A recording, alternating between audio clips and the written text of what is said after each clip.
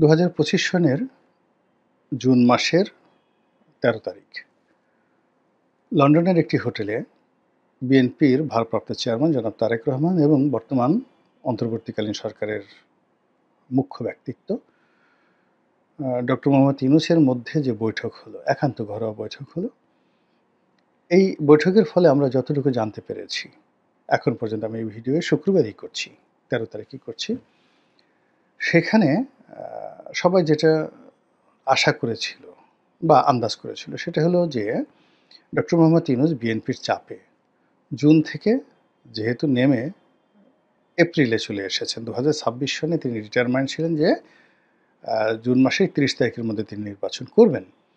তো জনরোষ বলেন, বিএনপির চাপ বলেন, পরিবেশ পরিস্থিতি বলেন, তিনি ঈদের আগে জাতির উদ্দেশ্যে যে ভাষণ দিয়েছেন সেই ভাষণে তিনি এপ্রিল মাসের মধ্যে নির্বাচন করার ব্যাপারে অঙ্গীকার করেছেন।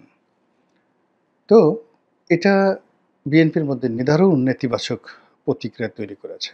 এর কারণটা হলো, আগে যেভাবে সরকার কথা বলতো অনেকটা ইনফিনিট টার্মে, নির্বাচন হতে পারে কম সংস্কার হলে ডিসেম্বরে, আর যদি বেশি সংস্কার হয় তাহলে ডিসেম্বর থেকে না হয়ে ডিসেম্বর থেকে জুনের মধ্যে।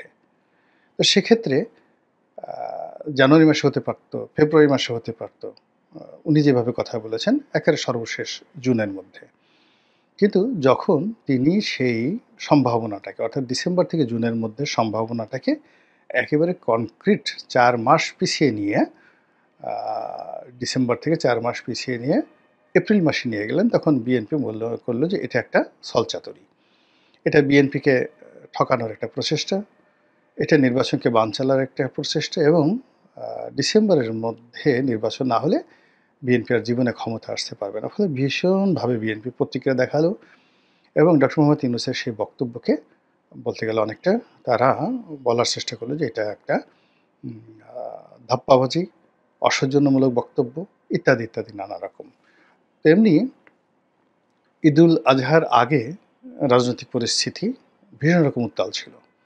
আপনারা জানেন যে সচিবালয়ে লাগাতার 1 মাস ধরে সেখানে যাকে বলা হয় অস্থিরতা চলছে, এটা এখনো নিষ্পত্তি হয়নি। জাতীয় রাজস্ব বোর্ড, সেখানে অস্থিরতা চলছে এবং এখন পর্যন্ত নিষ্পত্তি হয়নি। ঢাকা দক্ষিণ সিটি কর্পোরেশনের মেয়র পদ নিয়ে বিএনপির সঙ্গে ডক্টর মোহাম্মদ ইউনূসের মতবিরোধ এখন পর্যন্ত নিষ্পত্তি হয়নি। তো এই সকল বিষয় নিয়ে পুরো বাংলাদেশ রীতিমতো অচল ছিল। এর বাইরে সেনাপ্রধানের সঙ্গে ডক্টর মোহাম্মদ ইউনূসের মনস্তাত্ত্বিক দূরত্ব, বঙ্গভবনের সঙ্গে যমুনার মনস্তাত্ত্বিক যুদ্ধ, ভারত এবং আমেরিকার বলয়ের মধ্যে টানাটানি এবং করিডোর নিয়ে, তারপরে চট্টগ্রাম বন্দর নিয়ে যে সমস্যা, এর ফলে পুরো ঈদুল আজহার আগের যে সময়টি সারা বাংলাদেশ কার্যত অচল ছিল।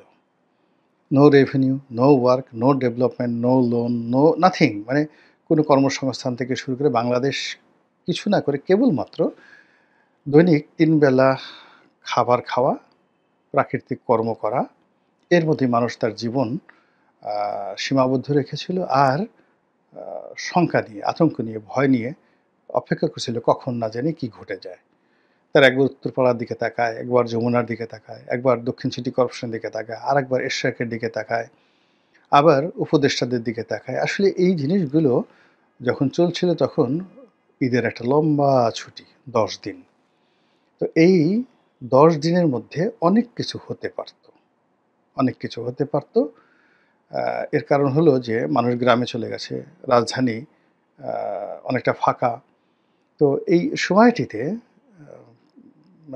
যেটা বাস্তব হওয়ার, সেটা মনস্তাত্ত্বিক বিষয়গুলো ছিল খুবই বিরক্তিকর, এবং সেই বিরক্তি কাটানোর জন্য ডক্টর মোহাম্মদ ইউনূস তিনি ইংল্যান্ড সফরে গেলেন। বলা হয়ে থাকে এটা পুরস্কার নেওয়ার জন্য, কিন্তু আমার কাছে মনে হয়েছে যে তিনি একটু নিঃশ্বাস নিতে চাচ্ছিলেন, লন্ডনের মাটিতে একটু নিঃশ্বাস নিতে চাচ্ছিলেন। তো সেখানে তিনি গেলেন। তো সেখানে যাওয়ার পরে যখন তারেক রহমান সাহেবের সঙ্গে তার একটা বৈঠক নির্ধারিত হলো, তখন সবাই বিএনপির যারা শুভার্থী বলে দিল যে মিটিংটা আসলে বিএনপির জন্য ভালো হবে না। সবাই কিন্তু নিষেধ করেছে। বিএনপির কারা এই বৈঠকের পক্ষে বলেছে আমি এটা বলতে পারবো না, কিন্তু আমরা যারা বিএনপির সমর্থক হিসেবে পরিচিত, তারপর আমাদের বাইরে যারা আছেন, দেশি বিদেশি যারা বিএনপিও করেন না কিন্তু একটা নিউট্রাল অবস্থানে থেকে রাজনীতির বিশ্লেষণ করেন, আর আওয়ামী লীগেরও কিছু লোকজন আছেন যারা এখন তাদের নিজেদের স্বার্থে আসলে বিএনপির পক্ষে বলেন, তারা সবাই বলেছেন যে তারেক রহমান সাহেবের সাথে ডক্টর মোহাম্মদ ইউনূসের যে বৈঠকটি, সেই বৈঠকটি আলটিমেটলি পুরোটাই ডক্টর মোহাম্মদ ইউনূসের পক্ষে যাবে। আর ওই বৈঠকে যে সিদ্ধান্তই আসুক না কেন, পুরো সিদ্ধান্তই বিএনপির বিপক্ষে যাবে, যদি বিএনপি ওনাকে বাধ্য করতে না পারে ওই বৈঠকে যে ডিসেম্বর মাসে নির্বাচন হবে। December means December. এর কারণ হলো মুখের কথা একবার বের হয়ে গেলে ওটা আর ফেরত আনা যায় না। বিএনপি মানে দুটো বিষয় নিয়ে এই মুহূর্তে লড়াই করছে। এক নম্বর হলো যে কোনো মূল্যে দক্ষিণ সিটি কর্পোরেশনের মেয়র পদটা তাদের পেতে হবে। এখন এই মেয়র পদটা এটা পাওয়া নয়, এটা একটা জিদাজিদির বিষয় হয়ে গেছে।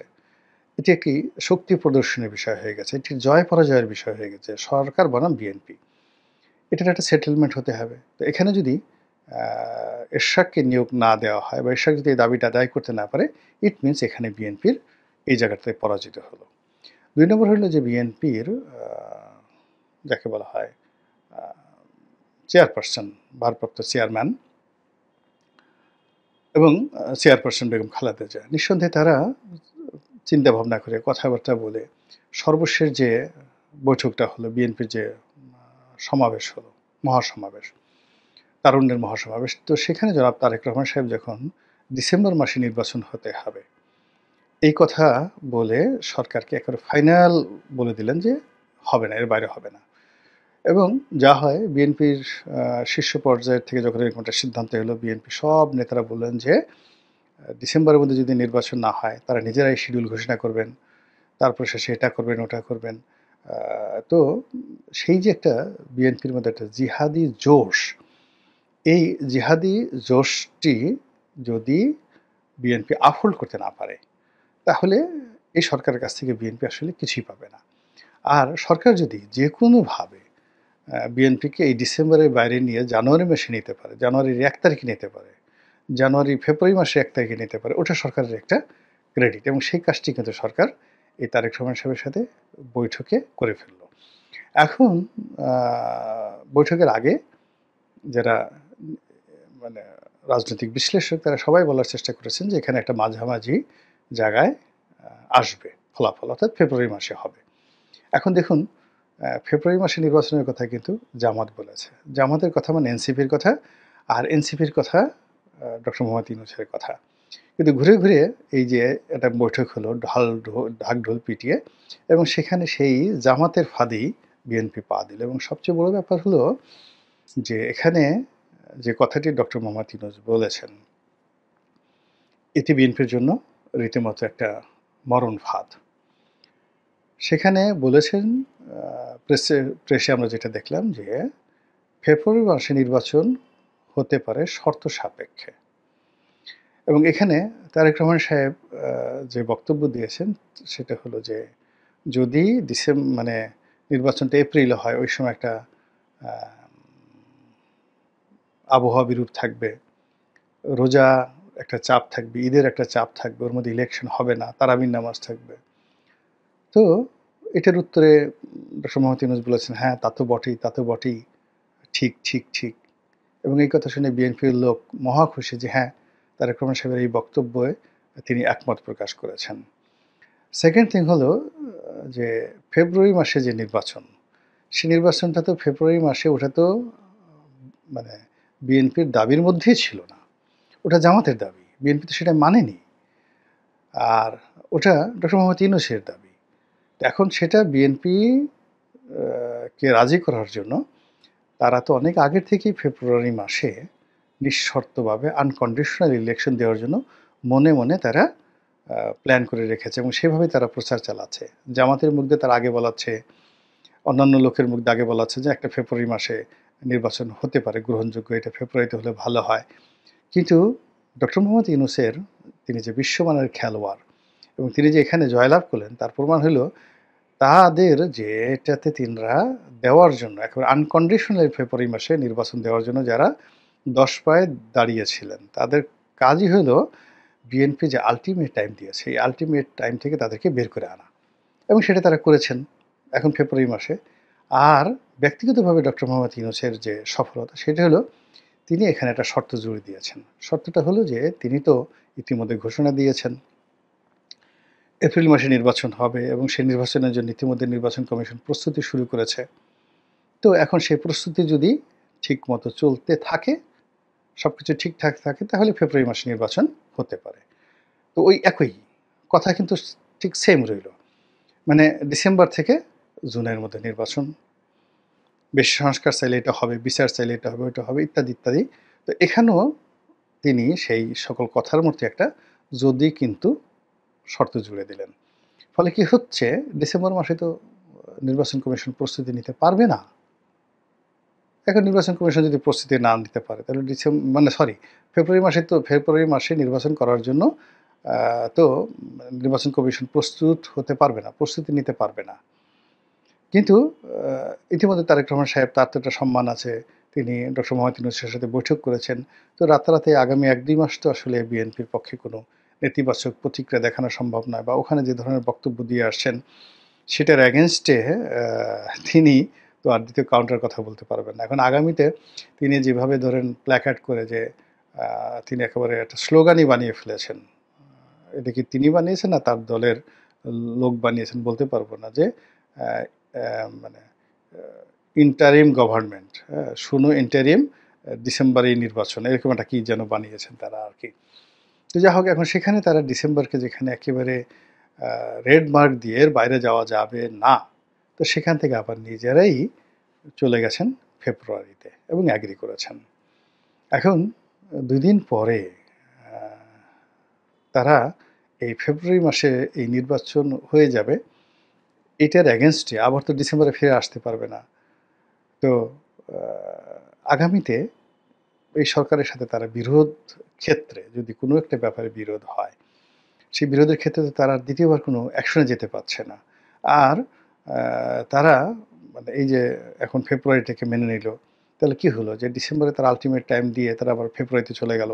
তো যে লোক একবার ডেন্ট হয়, মানে মাথা নোয়ায়, সে বারবার মাথা নোয়াতে পারে। তো কাজেই যখন একটা সমস্যা হবে, ফেব্রুয়ারি থেকে এটা যদি মার্চে চলে যায়, মার্চে থেকে যদি এপ্রিলে চলে যায়, আবার ২০২৬ সনের এপ্রিল থেকে যদি ২০২৭ সনের এপ্রিলে চলে যায়, অনেক কিছুই তো প্রকৃতিতে ঘটতে পারে। তো সেক্ষেত্রে কি হলো যে যুদ্ধের একটা টাইম লাইন থাকে, সময়সীমা থাকে, যুদ্ধের একটা ব্যারিয়ার থাকে, একটা ব্যারিকেড থাকে, একটা যুদ্ধ ক্ষেত্র থাকে, অধিক্ষেত্র থাকে, প্রতিযোগিতার একটা ক্ষেত্র থাকে, এর ক্ষেত্রের বাইরে যাওয়া যায় না। তো সেই ক্ষেত্রটা তৈরি করে, যে যার সুবিধা মতো তৈরি করে নেয়। যেমন ধরুন পানিপথের যুদ্ধ, এখন যুদ্ধটা পানিপথে হবে, যারা আগে পৌঁছায় জয়লাভ করবে তারা পানিপথের কোন অংশে থাকবে তারা সিদ্ধান্ত নিয়ে নেয়। কিংবা ধরুন বদরের যুদ্ধ, ওহুদের যুদ্ধ। তো এই যে এলাকা ঠিক করা এবং যুদ্ধের যারা পক্ষ তারা নিজের এলাকা প্রোটেক্ট করে নেয়, একটা অধিক্ষেত্র তৈরি করে নেয়। যখনই এই অধিক্ষেত্রের বাইরে তারা চলে যায় অমনি তাদের পরাজিত হতে হয়। আর যখন মানে একটা পক্ষ তাদের নিজেদের অধিক্ষেত্রের মধ্যে প্রতিপক্ষকে এনে আটকে ফেলতে পারে, তখনই তারা জয়লাভ করে। এখানে বিএনপিকে কে বলেছিল ডিসেম্বরের মধ্যে তাদের মানে মানে অধিক্ষেত্র তৈরি করার জন্য, তাদের একটা সার্কেল, বৃত্ত তৈরি করার জন্য? কিন্তু কেউ বলেনি, বিএনপি নিজেরা করেছে, ডক্টর মোহাম্মদ ইউনূস বলেননি। তো বিএনপি ইচ্ছা করলে প্রথম থেকে বলতে পারতো যে না ঠিক আছে, আরও কিছু দেখি, তাদের এই অধিক্ষেত্র রচনা করার দরকার ছিল। কিন্তু যেহেতু একবার তার অধিক্ষেত্র রচনা করে ফেলেছে, টাইম ফ্রেম দিয়ে ফেলেছে, সেক্ষেত্রে সেই ফ্রেমের বাইরে যাওয়া মানে তাদের পরাজিত হওয়া এবং তাদের মাথা নোয়ানো এবং তাদের ব্যর্থতা। এবং এটা তাদের যারা প্রতিপক্ষ তারা ভীষণভাবে এটাকে ব্যবহার করবেন এবং ভীষণভাবে তাদেরকে বারবার বলবেন যে ঠিক আছে, আপনারা তো একবার বৃত্ত ভেঙেছেন, এবার দ্বিতীয়বার ভাঙেন, তৃতীয়বার ভাঙেন। এটা অনেকটা মেরুদণ্ড ভেঙে দেওয়ার মতো। ৩-৪ বার মেরুদণ্ড ভেঙে দিলে এরপরে আসলে মেরুদণ্ড থাকে না, সর্পিল গতি হয়ে যায় জীবনের। তো তদ্রূপ এই যে ফেব্রুয়ারি মাসে শর্ত সাপেক্ষে নির্বাচন হতে যাচ্ছে এবং এই ফাঁদে বিএনপি যে পা দিল, এইটার ফলাফল ভালো হবে না। এবং আমি দেখেন যখন তারেক রহমান সাহেবের সাথে তার বৈঠক হচ্ছিল, তখনই আমি কিন্তু একটা লাইভ করেছিলাম। যারা দেখেছেন তারা হয়তো অনেকে জানে যে আমি সেখানে কি বলেছি। দেখেন বৈঠকের পরে ঠিক সেম ঘটনাই ঘটল এবং আসতেছে 14 তারিখে উনি আসবেন বাংলাদেশে। আসার পর খালি দেখেন 14 তারিখ থেকে 20 তারিখের মধ্যে বাংলাদেশে কি ঘটনা ঘটে। ডক্টর মোহাম্মদ ইউনূস তার কথায় কতটা অবিচল থাকতে পারেন, আর জনাব তারেক রহমান তার কথায় কতটা অবিচল থাকতে পারেন, সেটা আপনারা এই আগামী 1 সপ্তাহের মধ্যে দেখতে পাবেন।